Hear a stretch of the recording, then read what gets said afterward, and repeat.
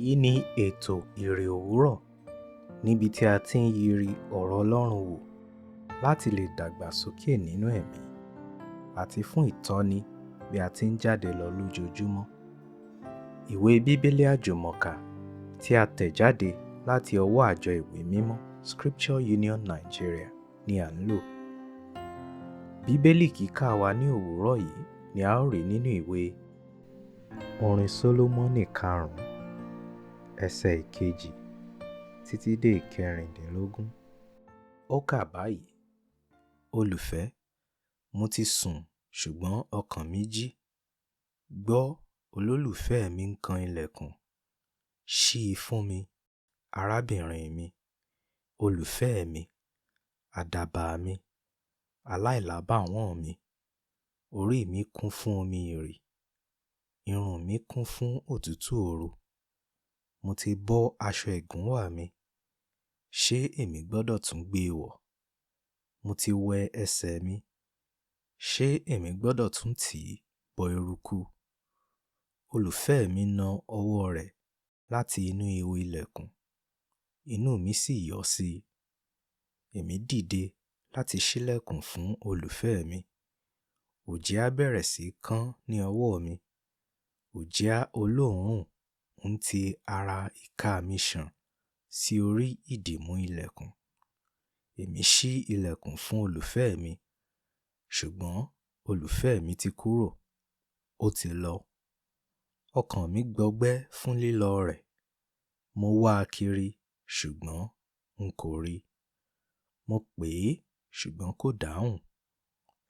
Àwọn olùṣọ́ tí ń ṣọ́ ìlú rí mi bí wọ́n ti ṣe ń rìn yí ìlú ká. Wọ́n nà mí, wọ́n ṣá mi lọ́gbẹ́, wọ́n gba ìborùn mi lọ́wọ́ mi. Àwọn olùṣọ́ tí ń ṣọ́ odi. Ẹ̀yin ọmọbìnrin Jerúsálẹ́mù, mo bẹ̀ yín, bí ẹ̀yin bá rí olùfẹ́ mi, kí ni ẹ̀yin yóò wí fún un? Ẹ wí fún un pé àìsàn ìfẹ́ ń ṣe mí. Ọ̀rẹ́, kí ni olùfẹ́ rẹ fi dára ju àwọn tó kù lọ? Ìwọ arẹwà jùlọ láàrin àwọn obìnrin.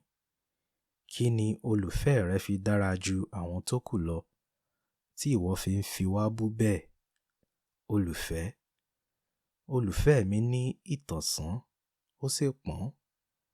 Ó ní ọlá ju ẹgbẹ̀rún 10 lọ. Orí rẹ̀ rí bí wúrà tí ó dára jùlọ. Ìdì irun rẹ̀ rí bí ìmọ̀ ọ̀pẹ, ó sì dúdú bí ẹyẹ ìwò. Ojú rẹ̀ rí bí ti àdàbà ní ẹ̀bá odò tí ń ṣàn, tí a fi wàrà wẹ̀, tí ó jì, tí ó sì dákẹ́ rọ́rọ́. Ẹ̀rẹ̀kẹ́ rẹ̀ rí bí ibùsùn tùràrí, tí ó sun òórùn tùràrí dídùn. Ètè rẹ̀ rí bí ìtànná lílì, ó ń kán òjìá olóòórùn dídùn. Apá rẹ̀ rí bí ọ̀pá wúrà tí a to ohun ọ̀ṣọ́ sí yíká. Ara rẹ̀ rí bí eyín erin dídán tí a fi sáfírì ṣe lọ́ṣọ̀ọ́. Ẹsẹ̀ rẹ̀ rí bí òpó máàbù tí a gbé ka ihò ìtẹ̀bọ wúrà dáradára. Ìrísí rẹ̀ rí bí igi kédárì Lẹ́bánọ́nì tí dídára rẹ̀ kò ní ẹgbẹ́. Ẹnu rẹ̀ jẹ́ àádùn fún ara rẹ̀. Ó wuni pátápátá. Ẹ̀yin ọmọbìnrin Jerúsálẹ́mù, èyí ni olùfẹ́ mi, èyí sì ni ọ̀rẹ́ mi. Ṣí ilẹ̀kùn ọkàn rẹ fún Jésù.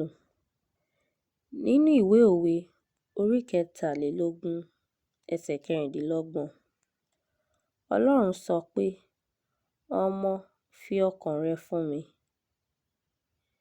Nínú àyọkà ti òní, arábìnrin tí ń retí olólùfẹ́ rẹ̀ ọkùnrin sùn, ṣùgbọ́n kò rí oorun sùn nítorí pé ọkàn rẹ̀ wà lára olólùfẹ́ rẹ̀.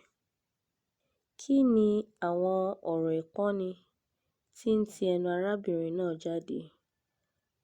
Wo orí 2, ẹsẹ̀ 10 sí 16. Ní ẹsẹ̀ 2, olólùfẹ́ pe olólùfẹ́ rẹ̀ ní aláìlábùkù àti aláìlábàwọ́n. Ṣé àwa Kìrìsìtẹ́nì tí a jẹ́ ìyàwó fún Jésù náà jẹ́ aláìlábùkù àti aláìlábàwọ́n? Ṣe àtúnṣe tí ó bá yẹ kí Jésù tó dé.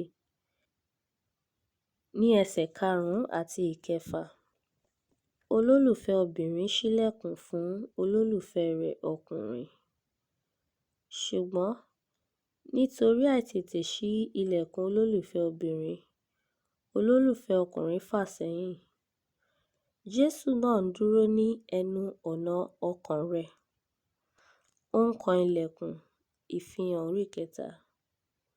Ǹjẹ́ o ṣetán láti ṣí i fún kí ó tó pẹ́ jù?